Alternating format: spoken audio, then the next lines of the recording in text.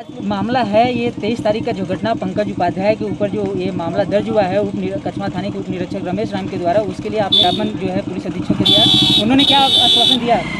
देखिए, आज हम सब लोग आइडियल जर्नलिस्ट एसोसिएशन के बैनर तले पुलिस अधीक्षक मिर्ज़ापुर को एक ज्ञापन सौंपे हैं और उस ज्ञापन में हम लोगों ने मांग किया है कि वर्तमान समय में पुलिस उप निरीक्षक रमेश राम जो कि कछवा थाना में तैनात हैं, उनके खिलाफ़ कार्रवाई की मांग की है, क्योंकि उनके खिलाफ़ बराबर हम लोगों को शिकायत मिलती रहती है कि वो जिस थाने पर रहे हैं हमेशा विपक्षियों से मिलके मुकदमा में पंजीकृत ऐसे लोगों का नाम बढ़ाना, नाम घटाना, धारा बढ़ाना, धारा घटाना के नाम पर निरंतर अवैध रूप से वसूली करते रहते हैं। इसकी शिकायत हम लोगों को बराबर मिलती है। आज उसी प्रकरण को लेकर हम लोगों ने पुलिस अधीक्षक महोदय से मुलाकात करके उनसे मांग किया है कि इसी तरीके से एक हमारे साथी पंकज उपाध्याय जी का भी नाम उन्होंने षड्यंत्र के तहत शामिल कर लिया है मुकदमे में। हम लोगों ने मांग किया है कि दरोगा रमेश राम को सस्पेंड करके और जो भी गलत तरीके से पत्रकारों को फंसाया गया है उनके नाम को निकाला जाए। हमको पुलिस अधीक्षक महोदय ने आश्वस्त किया है कि पत्रकारों के साथ अन्याय नहीं होगा और साथ में उन्होंने ये भी आश्वस्त किया कि आप इस प्रकरण पर बेहतर होगा कि और अच्छे तरीके से एसपी सिटी से भी बात कर लीजिए।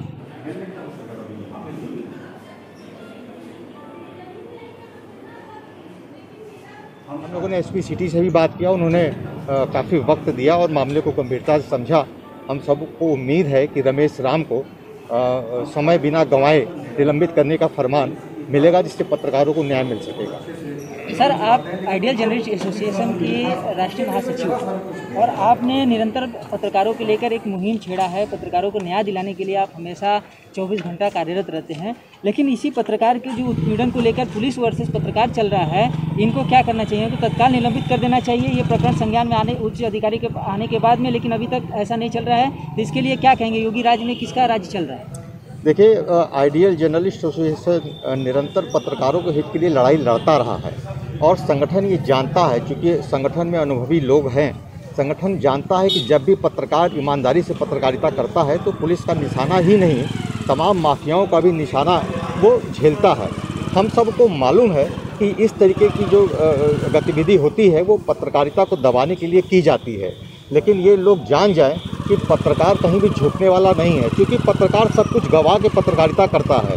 अगर आप उससे गलतफहमी में पंगा लेंगे तो आपको ही नुकसान होगा, इसलिए पत्रकार न झुकेगा न लिखना बंद करेगा।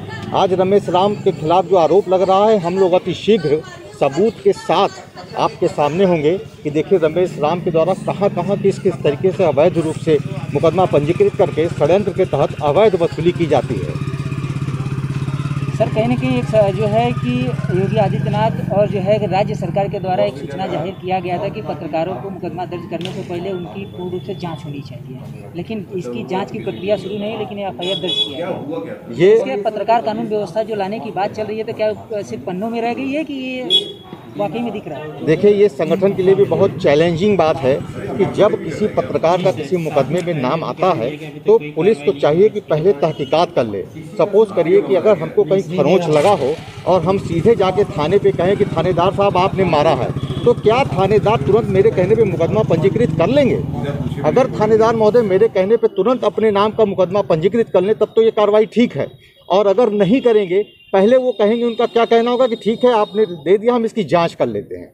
तो यहाँ भी वही होना चाहिए था। यदि किसी पत्रकार का नाम आया था, पत्रकार कभी लाठी भाजने के लिए पत्रकारिता नहीं करता, यदि उसको लाठी भाजना होता है तो कलम कभी न चलाता। तो इस मामले में भी यही है कि पुलिस को चाहिए था कि यदि पत्रकार का नाम आया तो आप जांच कर लीजिए। हम कहते हैं कि अगर पत्रकार का नाम आता है, आपके पास साक्ष्य है, आप मुकदमा कर लीजिए, जो भी आपके खिलाफ कार्रवाई बनती है आप करिए, उसमें किसी का कोई रोक टोक नहीं है। अब तो सर देखा जाए कि पहले एक खबर चलती थी, उस पर तत्काल कार्रवाई होती थी, लेकिन यहाँ पे कई ऐसे पोर्टल चैनल है, कई दैनिक अखबारें हैं जिसमें ये खबर प्रकाशित हो चुकी है और दर दिन हो रही है, लेकिन उसके बाद भी उनके ऊपर कार्रवाई नहीं हो रहा है और जो है कि पत्रकारों को ही दबाया जा रहा है। देखिए, ये कार्रवाई जरूर इसमें विलम्ब हो रहा है, लेकिन हम लोग जानते हैं कि हम लोग पत्रकारिता छोड़ने वाले नहीं हैं।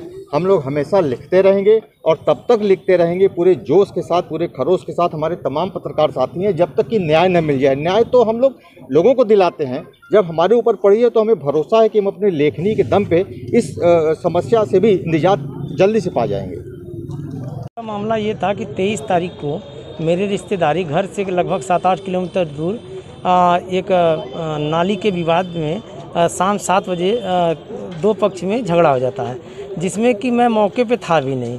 मैं मौके पे 20 मिनट बाद पहुंचता हूं। उसके बाद भी अब क्या हुआ वहां, वो तो जो मारपीट किए वही बता सकते हैं। मैं देखा कि वहां मट्टी इल्ला लगा करके सब गड्ढे में से निकल रहे थे। उसके बाद 100 नंबर पहुंचती है वहाँ 112 नंबर रात 8 बजे।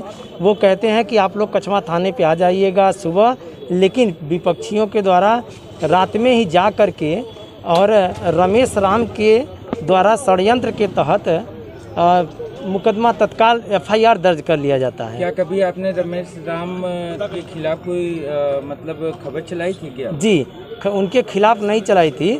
14 तारीख का मामला, 14 मई का निगतपुर स्टेशन पे पूरी दुकानें खुली हुई थी। मैंने कछवा थाना अध्यक्ष महोदय को फ़ोन के माध्यम से जानकारी दिया। उन्होंने कहा मैं क्षेत्रीय दरोगा को तत्काल भेज रहा हूं। उन्होंने भेजा भी, उनकी कार्य सराहनीय है। लेकिन उसके बाद वहां पहुंचने के बाद रमेश राम जी के द्वारा अनेकों प्रकार की बातें की गई। आप मेरे विषय में जानते नहीं, मैं मिर्ज़ापुर रह चुका हूं, फतहा चौकी इंचार्ज रह चुका हूं, वहां अपने कलम का ताकत दिखा चुका हूं। और ख़ासकर पत्रकारों को तो मैं नहीं छोड़ता, जितना भी हो सकता है मैं अपने कलम से उनको समझा देता हूं। और लग रहा है कि इस बार आपकी पारी है। और उसके बाद 23 तारीख को ये घटना हो जाती है।